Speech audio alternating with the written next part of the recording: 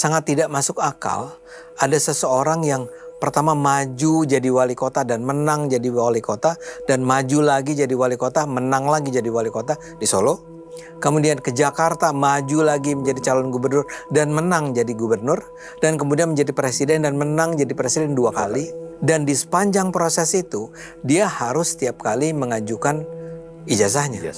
Dan tidak pernah ada yang mengatakan itu palsu. Jadi kalau ini adalah kebohongan, dengan logika sederhana aja, ini artinya melibatkan banyak pihak ya. Kan UGM-nya juga harusnya sudah tahu bahwa dia tuh bukan lulusan kita. Kenapa dia ngaku-ngaku sebagai lulusan Fakultas Kehutanan? Masa sebanyak orang itu bisa diatur gitu? UGM selama 20 tahun terakhir, ini penipu semua nih. Kemarin itu dengan cepat berusaha memegang, yang sebetulnya nggak boleh, saya ulang ya. Sebenarnya nggak boleh, cuman dia sempat megang. Pas kepegang, iya ya, asli ini. Bayangkan, orang sudah menunjukkan. Kan mereka nuntut tunjukkan. Udah ditunjukkan. Nih tunjukkan. Terus ilusi. Salah terus. Lah, fakta bahwa ijazah Pak Jokowi itu ternyata asli, secara komersial kurang menguntungkan. Lebih seru kalau orang tuh masih juga ragu-ragu nih, asli atau palsu. Nah karena itulah Anda menangkap kesan, atau saya juga menangkap kesan, kok nggak rame ya?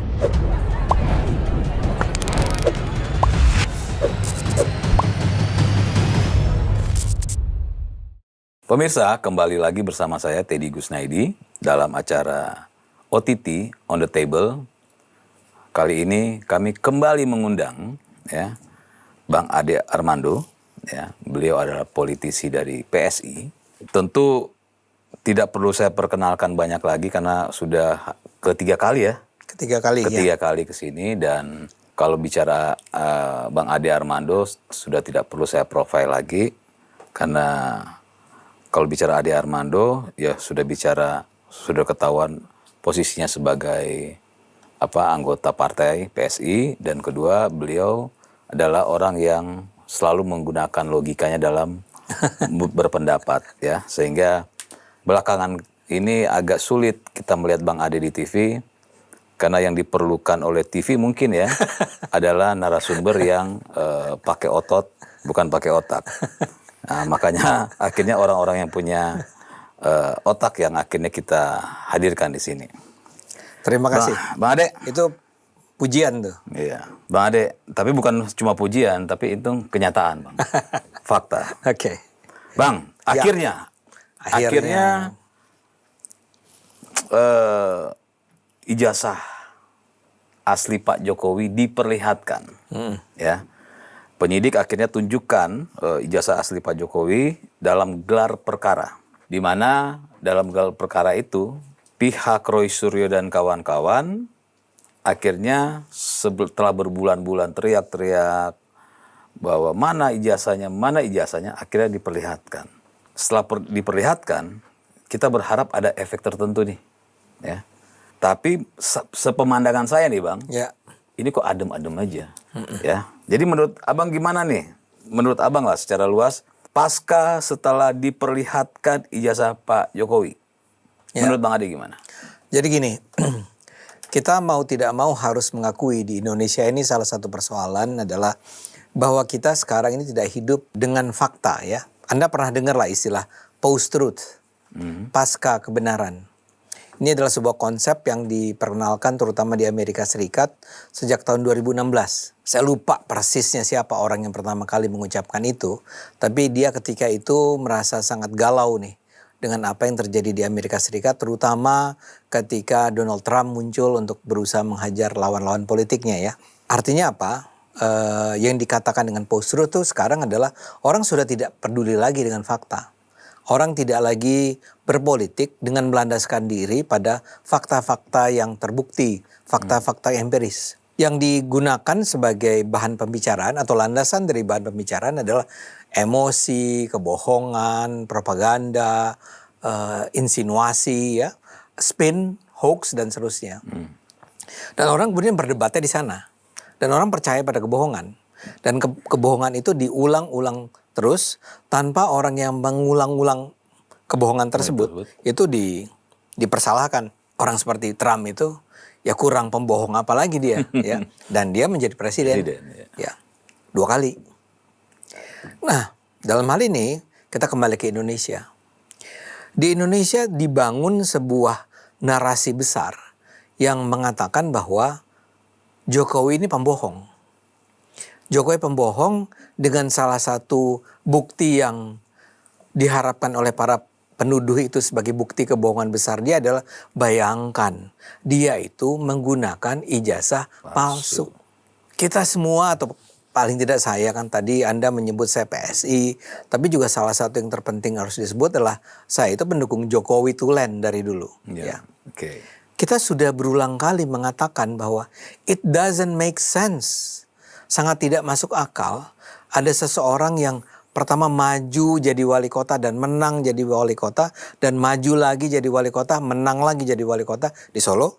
Kemudian ke Jakarta, maju lagi menjadi calon gubernur dan menang jadi gubernur, dan kemudian menjadi presiden dan menang jadi presiden 2 kali. Dan di sepanjang proses itu dia harus setiap kali mengajukan ijazahnya.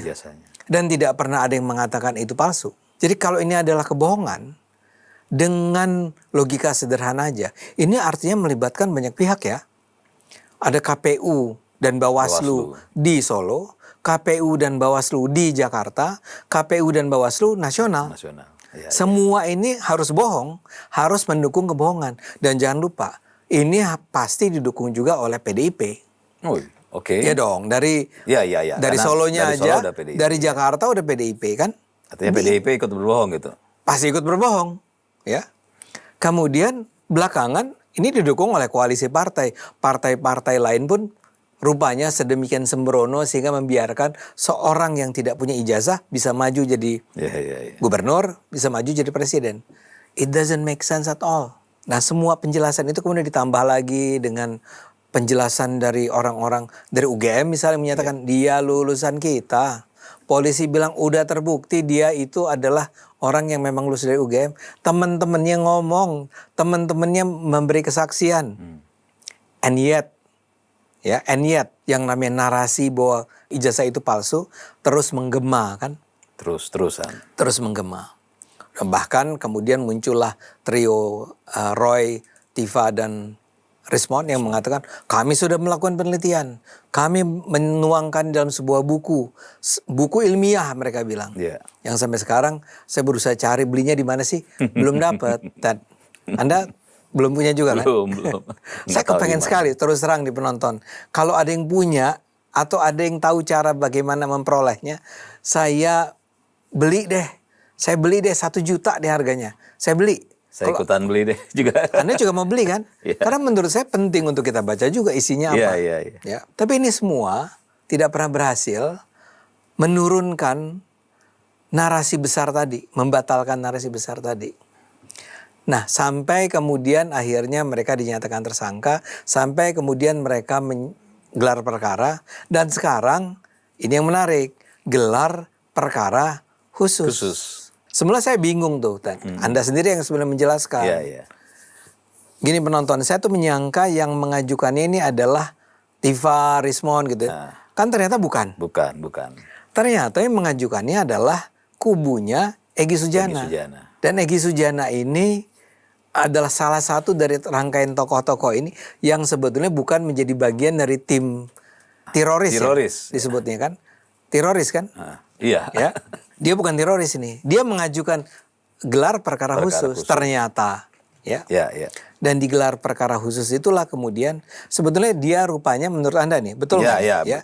Itu dia sebenarnya cuma mau bilang bahwa apakah layak Egy Sujana dijadikan tersangka. Itu tujuannya. Itu. Tapi entah bagaimana dalam salah satu tahapan pembuktiannya itu polisi merasa harus menunjukkan. Nah, itu pun sebetulnya ada kontroversi kan, apakah perlu atau tidak ditunjukkan. Ya, memang sebenarnya tidak kalau untuk menunjukkan itu kan harus ada izin dari pengadilan. Tapi akhirnya dari kubunya Pak Jokowi mungkin sudah melihat sudah terlalu lama ya dan terus digoreng, akhirnya sudah diperlihatkan Iya. saja terhadap kepada Roy Suryo dan kawan-kawan Iya. gitu. Itu sih. Itu ya. Jadi justru kubu Jokowi yang bilang Ya. bahwa nggak apa-apa, pertunjukan aja. Ya. Nah ini menurut saya penting nih. Tapi kembali ke tadi kan. Jadi kalau Anda religius, saya ini religius. Jadi saya merasa ya, memang ada intervensi Tuhan nih. Maksud saya gini. Kan begitu lama ya orang tuh menuduh, bahkan misalnya seorang ketua Dewan Pers seperti Komarudin Hidayat Ya. yang saya hormati, tapi dia mengatakan gini, kenapa nggak ditunjukkan aja sih ijazahnya? Nah itu. Takut apa Jokowi itu? Dan bukan cuma Mas Komarudin yang ngomong begini. Ada banyak. Tunjukin dong mana. Bahkan itu dikatakan bahwa itu tidak ditunjukkan, menunjukkan adanya ketakutan Ya. dari Pak Jokowi kan. Nggak transparan dia ini ya. Argumen kita bahwa emang bahwa kalau Anda dimintai menunjukkan ijazah Anda harus dengan sendirinya menunjukkannya pada orang lain. Itu kan terserah orang yang punya, si empunya ijazah. Kenapa Anda nggak terima saja fakta bahwa menurut UGM emang lulus? Masa Anda juga nuduh UGM? Dan UGM-nya bukan UGM yang ini saja ya. Jadi dari tahun 2005 kali ya, begitu dia datang ke Solo kan, di wali kota Solo, kan UGM-nya juga harusnya sudah tahu bahwa dia tuh bukan lulusan kita. Kenapa dia ngaku-ngaku sebagai lulusan Fakultas Kehutanan? Masa sebanyak orang itu bisa diatur gitu? UGM selama 20 tahun terakhir, ini penipu semua nih. Iya. Tapi anyway, tadi saya bilang, ya sudahlah gitu ya. Iya. Nah, ini udah berulang kali dibilang tunjukkan. Ini ditunjukin sekarang? Sekarang ditunjukin. Nah. Dan yang itu ditunjukin gara-gara Egy Sujana. Ya. Yang sebetulnya nggak minta soal ditunjukkan. Iya. Dia cuma bicara tentang apa benar Egy Sujana tuh layak tersangka. Betul. Tapi ternyata dalam proses itu ditunjukkanlah si ijazah ini. Nah, Atas ini dari pihak Pak Jokowi ya? atas izin atau apalah namanya ya. Atas inisiatif dari tunjukin aja, ditunjukin. Buat saya kan atau buat kita lah untuk buat banyak orang yang berakal sehat nih. Tuh. At the end. Sudah ditunjukkan. Terus? Di depan mereka itu. Mereka menyaksikan. Sekarang sudah terbukti nggak? Nah, yang saya dengar ini lagi-lagi dari siapa? Dari teman kita di sini nih ya. Ya. Kuasa hukumnya Egy Sujana sekarang menyatakan bahwa, tapi ini belum publish ya. Ya nggak apa-apa nanti disampaikan biar kan dia publish dulu baru Bang Ade. Baru rekaman saya ya. Nonton lah nanti. Itu bahkan sampai sempat menyodorkan tangannya ke menyentuh. Itu sebenarnya tidak diizinkan. Tadi cuma boleh melihat. Tapi kan dia kepengen lihat, kepengen pasti bahwa ini benar ijazah. Iya. Dan salah satu ciri keasliannya adalah emboss, terus watermarknya ada. Tapi emboss itu pasti dia masih berasa, Bang. Menaruhkan tangan dia di ijazah itu walaupun sebentar, dan dia merasa bahwa ternyata benar ada. Itu adalah bukti bahwa ini real, ini benar pasti real, asli. Ini watermark, dia lihat juga ada. Dan semua ciri-ciri dari sebuah ijazah yang asli, yang benar itu terlihat oleh dia. Iya. Orang ini jujur dan bilang bahwa iya kayaknya sih benar. Ada perpecahan tuh Bang Ade jadinya sekarang mereka. Mereka terjadi perpecahan. Iya, karena satu sisi di pengacara Bang Egy mengatakan ada embossnya, ada watermarknya, jadi benar-benar sesuai ijazah gitu ya. Timnya Egy kan. Jadi dia dengan jujur bilang. Dan dokumen yang diperlihatkan itu sama, ya. Tapi pas keluar dari ruangan ada perbedaan. Pandangan. Gitu. Nah ini yang kedua ini yang perbedaan pandangan ini untuk menjawab pertanyaan Anda tadi. Kok jadi anyep ya? Gitu kan kira-kira gitu ya. Kok nggak rame? Kok orang nggak bilang bahwa ternyata asli? Ya. Nah saya ulang dari awal nih ya. Ini adalah persoalan apa yang disebut sebagai cognitive dissonance. Disonansi kognitif. Anda itu adalah orang yang pertama mungkin memang sudah sangat percaya. Ijazah Jokowi ini palsu. Ya. Atau Anda sebenarnya tahu ini memang dari awal tuh asli. Tapi Anda entah kenapa merasa harus meyakinkan publik bahwa itu palsu. Dan Anda berulang-ulang mengatakan ini palsu. Saya percaya 99% ini adalah sesuatu yang palsu. Padahal selama ini mereka tidak pernah melihat ijazah asli Pak Jokowi. Itu masalahnya. Ya kan? Dari mana mereka? Dari mana mereka tiba pada kesimpulan 99% ini palsu. Dari fotokopi ternyata kan. Di fotokopi, di foto. Di foto. Ada yang di fotokopi, ada yang di foto. Ada yang dari online gitu kan. Iya. Nah dari itu semua mereka bilang ini palsu. Nah ini semua ternyata ada akhirnya. Ketemu dengan ijazah aslinya Pak Jokowi. Ditunjukin sama polisi. Nih. Ini dia ijazah aslinya Pak Jokowi. Mereka lihat. Nah disinilah cognitive dissonance. Cognitive dissonance itu bilang gini. Ini teori psikologi. Ya. Orang tuh pada dasarnya kepengen selalu stabil kognisinya. Karena saya pecinta Jokowi, saya selalu berharap bahwa dia itu melakukan hal-hal yang baik. Ya. Jadi ketika pertama kali misalnya saya mendengar Jokowi palsu, ijazah Jokowi palsu, terus terang buat saya tuh agak terganggu nih. Ya. Kognisi saya. Sebagai pecinta. Hah?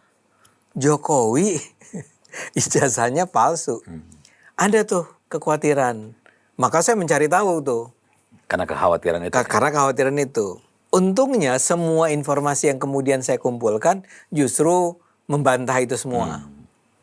Jadi bukan karena saya kepengen bahwa Itu asli. Itu asli. Tapi karena informasi yang datang berikutnya emang asli.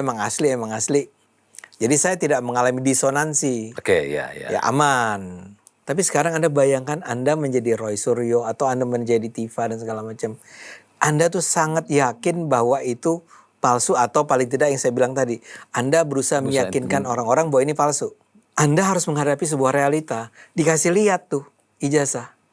Ya, kalau si orangnya Egy Sujana tadi, barangkali dia emang juga percaya atau menduga bahwa ini palsu. Iya, tapi setelah. Tapi kan dia nggak terlalu selama ini nggak gegap gempita juga. Ya apalagi Bung Egy-nya sakit kan, dirawat di luar negeri. Jadi nggak terlibat langsung dalam keriuhan perdebatan ini. Iya. Nah dia ketika itu kemarin itu dengan cepat berusaha memegang. Yang sebetulnya nggak boleh, saya ulang ya. Sebenarnya nggak boleh, cuman dia sempat megang. Pas kepegang, iya ya, asli ini. Maka dia sekarang ngomong sama Anda atau teman Anda, emang asli itu. Iya. Ya. Tapi sekarang Anda bayangkan Anda adalah Roy Suryo tadi. Barangkali even kalaupun dia pegang juga, nih Roy kemarin nggak megang, ya. Tapi lawyernya. Nah, itu kan pengakuan Roy. Padahal, jadi kemarin saya wawancara Bang Ade Darmawan, Sekjen Pradi Bersatu. Itu mereka semua ada di sana. Dan megang. Oh my God. Ya kan? Udah megang. Karena, jadi udah tahu karena bahwa di sana itu dikumpul, semua ngelihat, semua menyaksikan. Dan bukan hanya kubu Roy Suryo. Semua pihak kepolisian dan yang lain itu kumpul. Kalau nggak salah ada Komnas HAM, ada Ombudsman. Ya. Jadi semua tuh, mereka pun teriak bahwa oke, sesuai. Ya. Ada embos nggak gitu? Ya. Ada watermarknya, ada. Jadi benar-benar diucapkan itu per item. Wow. Per item yang diucapkan. Jadi teriak semua, teriak. Ada. Garis tanda tangan itu benar ada gitu. Jadi itu yang makanya saya bilang kenapa akhirnya keluarnya bisa berbeda. Nah, itu aneh aja gitu kan. Gitu, Bang. Nah, berbedanya menurut saya pakai teori tadi. Pakai yang tadi itu kan. Cognitive dissonance. Taruhlah kita asumsikan dia tidak berniat jahat semula, kita tidak berprasangka buruk nih tentang niat mereka. Jadi mereka emang menyangka bahwa itu adalah palsu. Cuma kalau sekarang Anda tiba-tiba menyatakan bahwa Anda memegang, ya. Cognitive dissonance itu bilang gini, itu akan menjadi sesuatu yang mengganggu keseimbangan psikologis Anda. Iya. Anda sangat percaya bahwa itu palsu. Sekarang Anda kecewa lah gitu. Kecewa, Anda menemukan fakta. Faktanya fakta empiris. Di hadapan banyak orang. Anda pegang dan Anda bilang, anjrit, ini bener ini. Kan selama ini saya nggak pernah pegang. Ini akhirnya sekarang terbukti saya, entah barangkali ada orang yang pernah bilang, Roy itu palsu. Dan dia percaya betul sama orang itu kan. Sekarang dia bilang, anjrit, gue ditipu. Asu lah kalau kata orang Surabaya ya. Wah parah nih. Ya. What would you do? Itu pertanyaannya. Nah, Teori itu. ini bilang Nah, bahwa itu menarik tuh coba. Anda bisa melawan dengan justru berusaha meyakinkan diri Anda bahwa ada sesuatu yang nggak beres nih dengan ijazah ini. Dia harus meyakinkan bahwa itu. Dia harus meyakinkan diri dia sendiri dan meyakinkan diri orang lain. Enggak kok, ini emang palsu. Ini kejahatannya bayangin dari tahun 2005 sampai 2025. Apa susahnya si kekuatan itu juga membuat sebuah ijazah tipu, bohong. Enggak, ini emang palsu. Jadi dia udah lihat, dia udah pegang, dia udah melihat bukti-bukti yang menunjukkan bahwa ini adalah sebuah ijazah yang asli. Tapi dia harus meyakinkan diri dia bahwa ini palsu. Nggak ada cara lain selain mengatakan setelah acara tersebut ya diundang ke kita tahu lah ada rakyat bersuara yang terkenal itu kan di terkenal berantemnya. Saya nggak mau ngomong gitu tadinya ya. Nggak apa-apa. Ya, tapi dia terkenal bukan karena alasan-alasan kualitas sebetulnya, tapi karena sensasional dan gitu ya. Nah di situ ditonton dan itu kan acara ditonton oleh jutaan orang lah ya, baik di TV-nya maupun di YouTube-nya kan. Dia harus menyatakan bahwa enggak, saya tetap percaya itu asli, itu palsu. 99% saya tahu itu palsu. Bayangkan, ya, dia itu sedang bicara tentang polisi. Artinya dia ingin mengatakan polisi itu penipu. Iya. Yang dia tunjukkan itu palsu. Polisi itu penipu. Saya tertipu. Dan dia mengajak masyarakat, wahai masyarakat, kita harus sama-sama melawan rezim ini. Rezim ini sangat busuk. Karena itu dia bilang, enggak. Kata siapa ini asli? Ini palsu. Nah begitu itu dinyatakan, maka sebetulnya tuduhan yang semula sudah mereka lontarkan tidak mengalami perubahan. Ya. Saya duga para pecinta Roy, Tifa, Rismond dan kawan-kawan itu akan mengatakan, wah benar bos-bos kita nih. Mereka memang jadi victim, jadi korban dari kejahatan terkonspirasi ini. Dia bahkan kemarin Tifa menggunakan ilusi transparansi. Jadi transparan. Sekarang kan udah kasih lihat. Udah. Kan transparan kan? Itu ilusi kata dia. Ada lagi. Ini ilusi. Bayangkan. Orang sudah menunjukkan. Kan mereka nuntut tunjukkan. Tunjukkan Udah ditunjukkan. Nih tunjukkan. Terus ilusi. Salah terus. Lah, kata orang, jadi apa yang Anda harapkan? Saya rasa kita pernah ngobrol, kalau nggak salah Anda pernah bertanya. Kalau sampai akhirnya hakim menyatakan bahwa ini adalah ijazah sah, mereka tidak akan berubah, Ted. Iya. Jadi dia akan mengatakan hakimnya juga terlibat nih dalam konspirasi raksasa ini. Ini konspirasi yang seperti konspirasi yang dulu membunuh Presiden Kennedy gitu. CIA-nya terlibat, tentara terlibat, pemerintah terlibat, semua partai-partai terlibat. Semua ingin menghancurkan Kennedy tahun 60 berapa itu. Tapi kan kalau apple to apple jauh banget Kennedy sama Roy Suryo. Tapi kan sebagai drama kan menarik. Bayangkan loh, Roy Suryo, Tifa, Rismond ini semua itu dikorbankan oleh sebuah konspirasi besar yang di dalamnya melibatkan begitu banyak aktor yang menjalankan konspirasi ini selama 20 tahun terakhir untuk memenangkan Jokowi dan membuat dia itu jangan sampai sekarang terbongkar kejahatan-kejahatannya. Dan ini artinya didukung juga oleh Prabowo, didukung juga oleh partai-partai. Dan tadi saya bilang akan didukung juga oleh hakim, oleh polisi. Salah semua pokoknya. Salah semua. Ini luar biasa kan ini. Ya. Iya. Nah karena itulah Anda menangkap kesan atau saya juga menangkap kesan. Kok nggak rame ya? Itu. Setelah dinyatakan bahwa Kan udah. mereka kan menuntut nih, perlihatkan gitu. Setelah diperlihatkan, anyep ya. Anyep karena dia bilang tetap. Itu emang udah bohong. Nah ya. Iya. Intinya kan gini Bang. Sebelum diperlihatkan, kan banyak yang mengatakan, kok ya kalian bisa mengatakan asli, sedangkan kalian belum melihat. Ada yang jawab, Kita jawab, kok kalian bisa menyatakan palsu padahal belum melihat kan? Iya kan? Nah, hal ini yang sorry saya perhatikan di beberapa termasuk di Aiman dan yang lain, logika ini nggak pernah Oh, iya. diangkat. Iya. Ya, ketika ada yang bilang Pak Jokowi tunjukkan dong ijazahnya, Iya. terus menuding pendukung Pak Jokowi, kalian bagaimana bisa ya menyatakan itu asli sedangkan kalian juga tidak melihat? Iya. Nah, ketika logikanya dibalas, bagaimana Roy Suryo dan kawan-kawan bisa menyatakan palsu sedangkan sudah terbukti Roy Suryo dan kawan-kawan mengakui mereka belum melihat, belum memegang selama ini ya. Terus bisa menyatakan palsu. Nah, sangat disayangkan ini tidak ada, Bang, di apa namanya? Kalau kita mau memperdebatkan logika, itu tidak pernah ada. Yang ada malah akhirnya seolah-olah memperuncing atau terus mengglorifikasi ini palsu dengan narasi-narasi yang keras, yang bahkan ngotot, bahkan sampai ada beberapa pihak yang mau terlibat fisik. Fisik, Gitu. konflik fisik. Nah, saya coba lihat, menurut Abang gimana sih media sekarang ini, Bang? Ya, ya. Gini, saya tidak ingin sampai menuduh ya bahwa media massa itu kan gini. Kalau media sosial, ya, Whatever lah. nggak, saya mau bilang they are not organized, Iya. ya. Dan siapapun bisa ngomong, bisa saya, bisa Anda, bisa siapapun.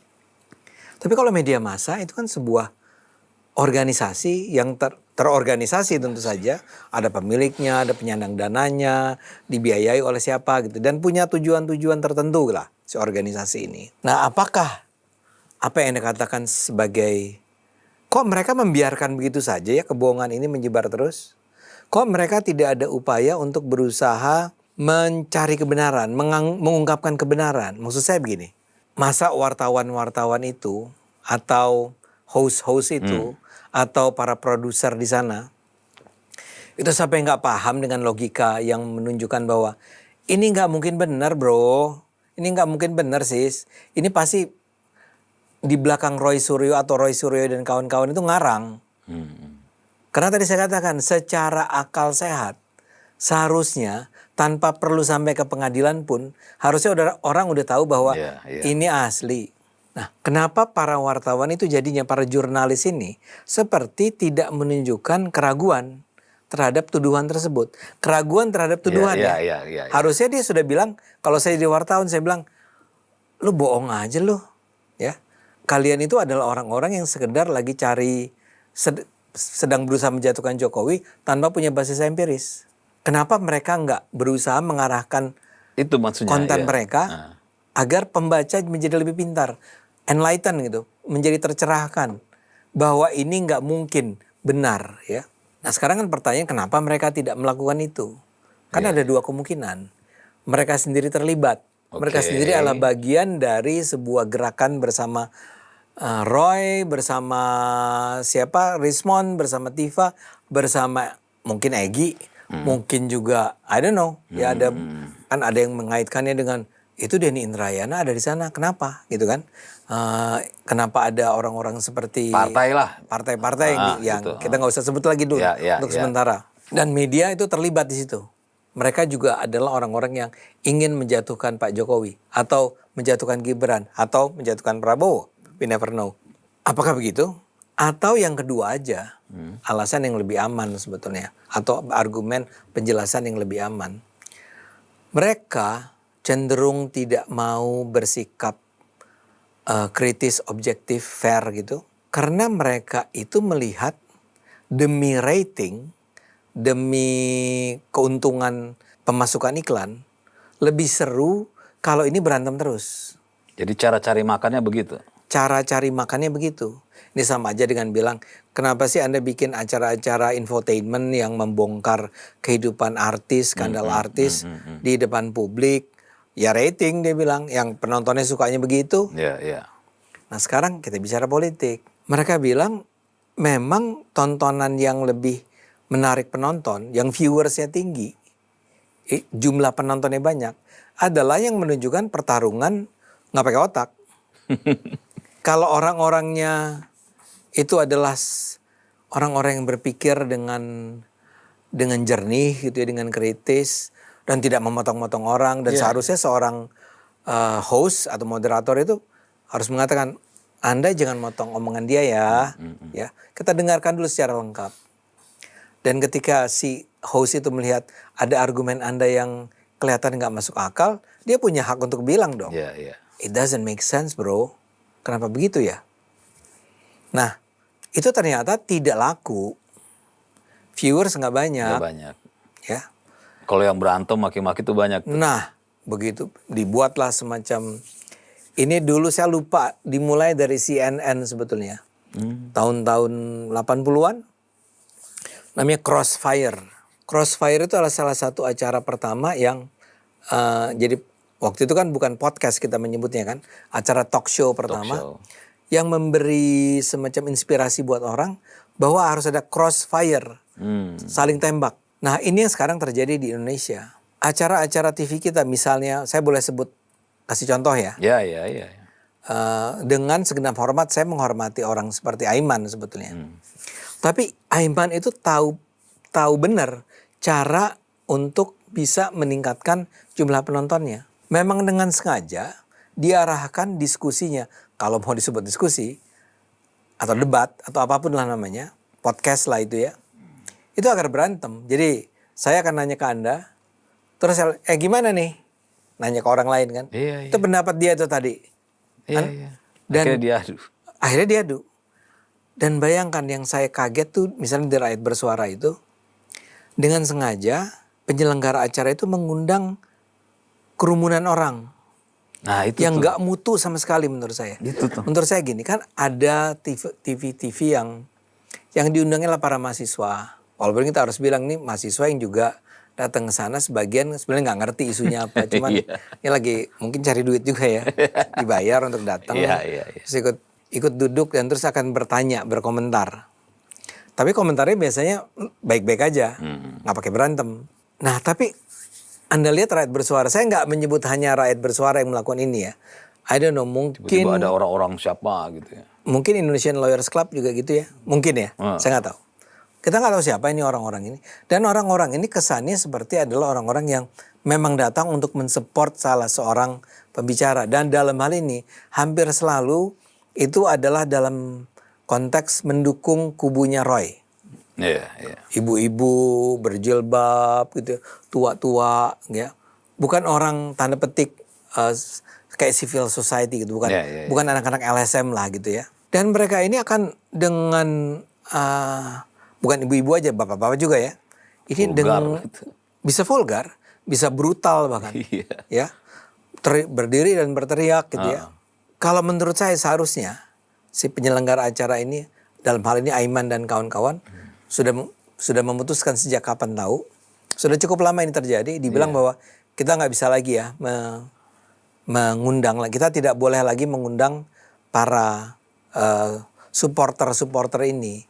Undang aja mahasiswa lah, suruh mereka datang ke sana, ikuti diskusinya dengan serius gitu ya. Walaupun mereka barangkali tidak terlalu mengerti, biarkan mereka terlibat dalam diskusi itu kalau perlu, untuk menghidupkan suasana dengan bertanya, dengan segala macam. Tapi ini kan semua show buat TV. Nah ya. itu. Ya misalnya tepuk tangannya aja kan ada yang mengarahkan. Iya. Dan kalau Anda sering dengar tuh buat penonton nih, tepuk tangan, itu ada apa istilahnya ya, saya lupa di televisi itu. Orang yang berdiri dan kemudian ayo tepuk tangan semua. Ya, penonton bayaran apa itu, Pak? Apa? Floor director, ya kekerenan sih istilah itu. Floor director itu istilah yang terlalu keren. Tapi taruhlah itulah ya. Apa? Pemandu sorak lah, cheerleaders atau apalah namanya. Dia kan, jadi itu semua show, bukan orang dengan antusias memang terlibat. Mungkin antusias, tapi tepuk tangannya itu diarahkan agar tepuk tangan pada saat itu sensasional. Yang saya selalu bilang, nggak sehat lah buat penonton ya. Ya bahkan dalam beberapa kali kita nonton di Rakyat Bersuara, itu hadap-hadapan kan. Ya. Entah bagaimana itu para pembicara terus berdiri dan mendekati lawan bicara. Kemarin Tifa melakukannya. Tifa menyerang siapa ya? Andi Azwan. Oh gitu. Dan itu dibiarkan. memang ya udah kata si Aiman. Ini sorry lah, saya menghormati Aiman. Menurut saya Aiman adalah seorang host yang baik ya. Nggak. Yang pintar maksud saya. Tapi demi penonton yang banyak, dia bersedia untuk membiarkan acara yang dia pimpin itu menjadi sebuah peragaan kebrutalan, omong kosong, saling maki-maki, dan walaupun dia berulang kali bilang, saya usir ya Anda ya. Harusnya usir aja emang. Iya. Atau harusnya nggak perlu dibuka ruang itu itu. untuk para supporter-supporter itu. Tapi akhirnya gitu, kita menonton pertunjukan yang isinya sendiri udah gak substantif. Ya, itu. Orang ngomongnya sembarangan. Dari penonton bisa berdiri terus maju ke depan dan berdiri di depan sambil maki-maki orang. Itu sama sekali gak sehat menurut saya buat politik Indonesia. Ya kita perlu juga ketika media mengatakan mereka bisa mengkritisi, ya kita bisa mengkritisi media juga dong. Oh iya. Jadi Saya ini minta bagian maaf ya, dari ya. kritisi juga. Iya. Ya. Saya minta maaf kalau saya harus bicara mengkritik media massa yang ada. Iya. Oh ya, saya mau bilang nggak semua media melakukannya ya. Saya kasih contoh, saya lupa tadi si Rakyat Bersuara tuh Ainus ya. Nah, Aiman kan dari TV. TV juga punya acara TV yang berdebat kayak begitu, namanya Bola Liar. Ada sih semangat ngadu domba, suruh orang berantemnya ada, tapi bagus dengan cara yang, ya saya nggak mau bilang bagus dalam artian sempurna, keren segala macam. Tapi paling tidak dia nggak sampai tahapan offside lah, ya. Walaupun kurang lebih orang yang diundangnya pun akan sama-sama aja. Ya. Yang diundang adalah perwakilan dari kedua atau ketiga kubu. Tapi adalah orang-orang yang berani bicara membual gitu misalnya. Kalau perlu berbohong, ngarang dan segala macam. Jadi kalau Anda terlalu baik, Anda tuh terlalu orang yang terlalu peduli pada etika misalnya, janganlah gitu ya. Orang yang bilang bahwa sorry, kita nggak usah lah kita berdebat semacam ini. Saya mau kok mendengarkan apa yang Anda katakan, silahkan. Tapi nanti giliran saya ngomong, tolong ya saya juga dibiarkan berbicara. Itu kemungkinan besar Anda nggak akan laku diundang. Karena ingat ya, mereka itu juga bayar pembicara kan. Iya. Jadi mereka udah bayar, mereka kepengen pembayar, orang yang dibayar ini bisa menaikkan rating kan, jumlah penonton. Betul. Tapi itu akhirnya seperti yang Anda bilang tadi, buat TV barangkali, saya minta maaf lagi-lagi kalau ini berlebihan, fakta bahwa ijazah Pak Jokowi itu ternyata asli, itu kurang menguntungkan. Iya. Itu yang mau saya tuju itu tadi, Bang. Oh gitu ya. Secara komersial kurang menguntungkan. Lebih seru kalau orang tuh masih juga ragu-ragu nih, asli atau palsu. Tetap dipertahankan keraguan itu. Polarisasi itu dipertahankan, ya. Supaya penonton juga kepengen nonton lagi. Saya tahu sih ada teman-teman yang bilang, gue mah udah nggak mau lah nonton TV-TV kayak gitu, talk show. Lu jangan mau deh muncul-muncul di sana gitu ya. Udahlah, itu ada yang menganggap itu sebagai sampah dan segala macam. Saya menganggap bahwa itu tetap penting sebenarnya. Kalau dilakukan secara benar, kalau dilakukan secara adil, fair, objektif, berimbang dan seterusnya. Itu penting lah buat masyarakat. Orang tuh perlu belajar tentang politik. Tapi betul-betul tujuannya adalah enlightening, mencerahkan. Kalau sekarang justru dipertahankan, sesuatu yang udah jelas-jelas salah itu terus dipertahankan, dan orang harus berdebat, bahkan orang yang udah tahu bahwa itu salah aja masih harus berdebat, bayangkan dia harus mencari alasan-alasan yang pasti nggak masuk akal.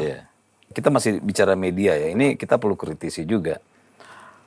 Dimana pasca diperlihatkan ijazah Pak Jokowi, ini framingnya makin diperkuat dan menurunkan kenyataan bahwa ijazah itu sudah diperlihatkan dan bahwa ada embossnya, ada watermarknya, ada garisnya. Itu kayaknya mau di downgrade agar supaya tetap terjaga. Ada nggak Abang lihat ke situ? Iyalah. Gimana caranya Anda untuk mempertahankan agar ini tetap menjadi sebuah topik yang seksi? Kalau sekarang sudah jelas-jelas terbukti bahwa itu semua bohong. Tuduhan-tuduhan itu bohong. Bahwa sebetulnya udah ada cukup banyak bukti yang menunjukkan ini memang asli. Dan emboss dan apa tadi watermark dan tanda tangan nih kalau nggak salah ya. Itu Itu semua adalah bukti-bukti yang sulit sekali untuk dibantah. Iya, iya. Jadi ini sebetulnya merupakan pelengkap. Selama ini kan rektor sudah bilang, polisi sudah bilang, teman-teman sudah bilang, ya, orang-orang berakal sehat udah berusaha menjelaskan ini asli. Tapi kubu sana nih, ya, Tetap. kan tetap nggak mau terima. Bahkan ada kubu-kubu yang akhirnya memilih kita diem aja. Karena ya mungkin karena takut menguntungkan Nah itu. Pak Jokowi. I don't know. Bang, sekarang ini, ya ini menurut abang ya, karena tidak terkait dengan abang. Ini kelihatannya pihak Egy Sujana itu dianggap, kalau bahasa-bahasa inilah, termul baru katanya gitu. Egy Sujana. Apa pengacaranya? Kasihan. Karena melihat, Kasihan. karena pernyataan-pernyataan terakhir ini ya, ya Karena dia fakta, jujur. dia jujur fakta di lapangan bahwa ternyata dia memegang bahwa ternyata ada embos walaupun dilarang. Gini, saya luruskan dulu nih. Sebenarnya kalau dibilang itu pelanggaran, sebenarnya sudah pelanggaran karena tidak boleh sebenarnya ditunjukin. Oh iya. Ya kan, karena harus izin pengadilan. Tapi pihak Pak Jokowi lah yang akhirnya udahlah ya. Kasih lihat aja. Lihat aja lah. Jadi biar puas. Artinya sudah melanggar juga dalam tanda kutip ya. Tapi kan itu kan adalah terobosan hukum katanya. Dan akhirnya kalau ketika orang akhirnya memegang ijazah Pak Jokowi, melanggar juga sudah nggak apa-apa karena sudah terlanjur lah gitu kan. Nah, menurut Bang Ade, apa yang terjadi dengan kelompok ini gitu? Ketika akhirnya yang saya balik lagi tidak sesuai dengan keinginan mereka harus salah gitu. Itu apa tuh secara psikologis dan segala macam? Ya, karena itulah menurut saya memang Egy dan pengacara siap-siap dihabisi mereka. Gitu ya? Saya yakin akan dihabisi. Tapi saya berharap bahwa mereka ini cukup berintegritas lah. Ya bahwa si pengacara itu sampai bilang benar sih. Dan dia sampaikan secara publik kan. Iya di publik. Ya. Itu aja udah cukup menunjukkan bahwa mereka tidak datang dari rombongan yang sama dalam hal kualitas integritasnya. Ini kan tidak dengan sendirinya akan menyelamatkan Egy. Artinya tidak ada jaminan bahwa karena pernyataan ini maka Egy tidak akan lagi diperkarakan nanti kan. Karena tetap terakhir dari gelar perkara khusus tetap kepolisian menyatakan mereka tetap masih tersangka kok semua. Masih tersangka, nggak ada pengaruhnya. Nggak ada gitu pengaruhnya. Kan. Jadi menurut saya itu harus dipuji, ya. Apa yang dilakukan oleh kubunya Egy ini, Bang Egy biar gimana pun harus diakui bahwa sebetulnya saya udah melihat di beberapa waktu terakhir Bang Egy udah dia mau. kelihatan tidak mau, ya berada bersama kubu itu. Ya memang penyebabnya karena dia sakit kan, atau paling tidak alasan yang dikemukakan adalah dia sakit. Tapi sekarang dengan ini nih, dengan kasus ini kembali menunjukkan bahwa dari kubu itu nggak semua orang itu sebetulnya berpikiran dengan cara yang sama. Ada yang mau jujur. Justru ini adalah pukulan yang sangat telak buat kubunya Roy. Makanya mereka marah sekali. Karena itulah saya duga akan dihabisi ini. Jadi siap-siap aja ya. Jadi termul baru. Nggak, saya baru tahu tuh bahwa dia sudah mulai masukkan dalam kategori termul baru. Kalau kita kan udah lama. Termul lama ini. Senior ya, termul senior. Termul senior. Tapi menurut saya apa yang dilakukan oleh kubunya Egy ini sangat berarti lah buat menunjukkan pada publik nih. Paling tidak kan gini, selalu ada publik yang sangat pro Jokowi, ada yang sangat pro Roy Suryo, ada yang di tengah-tengah nih. Ya. Nah, apa yang dilakukan oleh kubunya Egy ini membuat yang di tengah-tengah akan lebih paham. Saya sih meragukan tuh gaya-gaya Roy Suryo sekarang ini yang kalau Anda lihat di Rakyat Bersuara itu ketawa-ketawa dan dengan gaya yang tetap arogan lah ya. Dan gaya Tifa yang bilang saya akan melakukan eksaminasi terhadap Jokowi. Itu buat masyarakat tuh akan menjadikan hal-hal itu justru memperlemah ke posisi mereka sendiri gitu. Mereka sendiri. Bang, untuk sesi ini kita akhiri karena abang juga harus jalan. Ya. Pertanyaannya terakhir, ada yang bilang kenapa baru sekarang diperlihatkan setelah ada pemberitaan ini orang menyalahkan juga nih. Kenapa baru sekarang? Kenapa nggak dari dulu gitu? Nah, itu kenapa tuh? Kenapa baru dari sekarang? Ya kan gelar perkara khususnya baru sekarang. Saya ulang ya, Iya. Jokowi itu sudah bilang ya bahwa saya sudah pernah menunjukkan ini pada sejumlah wartawan. Oke. Ya. Saya sudah pernah menunjukkannya pada polisi dong. Ya. Jadi dia sebetulnya bukan berusaha tidak transparan. Dia cuma tidak ingin bahwa kan sudah berulang kali sejumlah orang mengingatkan. Apakah setiap kali nanti ada orang, oke tolong liatin ijazah asli S1, kasih lihat. Tolong perlihatkan akte kelahiran, kasih lihat. Tolong perlihatkan ijazah SD atau ijazahnya Jan Etes, nggak tahu ya apa dia udah punya atau enggak. Kan nggak bisa gitu. Iya, iya. Jadi ini bukan persoalan tidak transparan, tapi secara hukum ya ini nggak ada kewajiban buat saya untuk melakukannya Pak Betul. Jokowi. Ya, lu percaya aja deh apa kata UGM, percaya deh apa yang saya lakukan, apa yang saya katakan, percaya aja deh apa yang sudah terjadi dari tahun 2005 sampai 2019. 19. Ya, Iya. udah percaya aja. Anda masih nggak mau percaya, silahkan. Kalau Anda masih ragu, silahkan.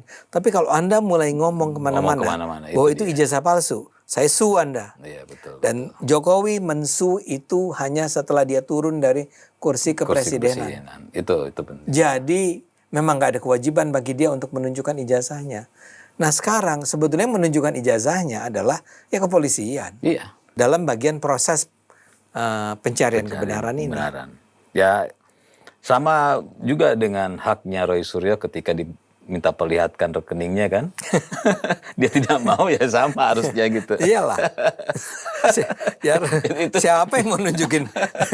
Dia nggak berani. Iya betul. Itu kan bagian dari apa sih pribadi ya. Iya, itu bagian pribadi. Dan ada yang gue bilang, kenapa hanya Pak Jokowi yang diminta ijazahnya? Kenapa nggak Pak SBY? Kenapa nggak yang Bu lain? Mega. Gitu? Bu Mega gitu kan. Itu menjadi inilah gitu ya.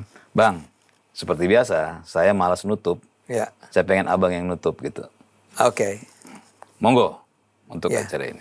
Iya, saya sih berharap bahwa ini menjadi menjadi sebuah episode yang mencerahkan buat bangsa Indonesia. Orang akan bisa belajar bahwa memang sangat penting bagi kita semua untuk menggunakan akal sehat kita. Dan kita harus tahu bahwa memang ada kepentingan-kepentingan tertentu, ada orang-orang tertentu yang dalam rangka mencapai tujuan mereka akan melakukan apapun termasuk menghina akal sehat. Ya, kita perlu belajar dari episode ini dan mudah-mudahan hasil pengadilan nanti akan memuaskan pengetahuan kita atau hasrat kita untuk tahu apakah benar ijazah tersebut palsu atau asli. Saya termasuk orang yang akan mengatakan pasti asli, ya. Dan semua bukti yang ada sejauh ini sudah menunjukkan bahwa itu memang asli. Nah, marilah kita berada bersama-sama untuk mendukung kebenaran tersebut, pencarian kebenaran tersebut. Begitu. Makasih Bang. Siap. Makasih, Thank you ya. Makasih, Bang.